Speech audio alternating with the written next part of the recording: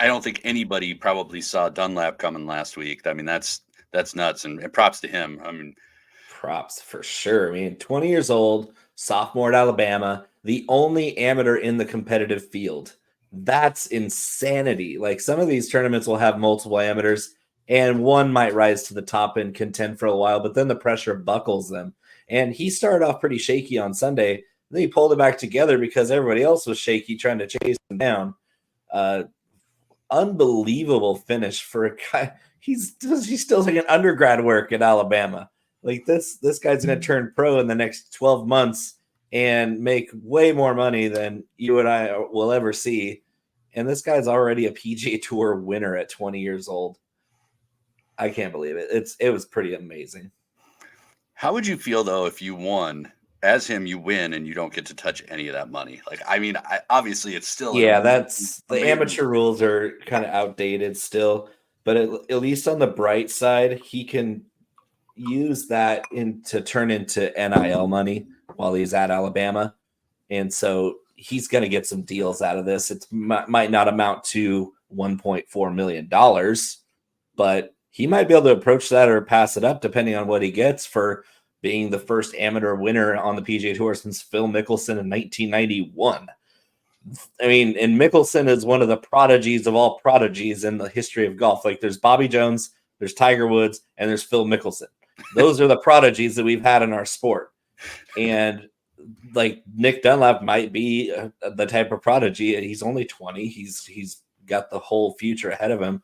But to stare down some of those golfers and win is outright impressive. Like you'll never be able to take that away from him, regardless of whether he can cash the check or not. Yeah, and it's definitely nice to see a lot of these young guns coming up too. I mean, there's so much talent waiting to get on tour, waiting to get going. And right. For every one of these big shots that leaves to go play on live, we're replenishing the well with even better youth. So it's the future of competitive golf is as bright as it's ever been.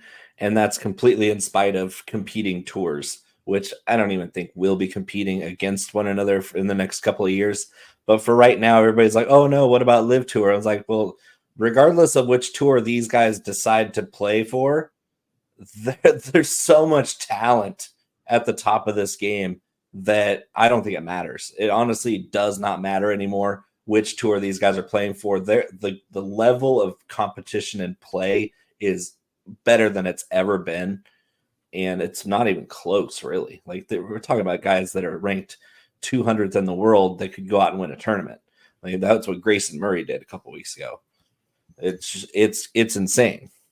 It feels like the young guys too are just super well rounded, which is a little bit different. Like from years, like the last probably decade of golf, you get people that come out and they're just technicians at certain parts of the game, but all these young dudes just seem to have it all going. And I got to help some of these older guys because I think they're in for. They're holding their own though. I mean, it's just more even. Like the advantage to being experienced is there, but the talent and the athleticism and just the sheer ability of these younger guys is way more than it's ever been. Especially back like when we were growing up, it was Tiger and Phil, and then a bunch of guys. And there was a little bit of David Duval sprinkled in. You had Ernie Els and VJ Singh make some noise, but they were never on the same level as Phil, and they were definitely not even close to the level that Tiger was on for a 15-year stretch.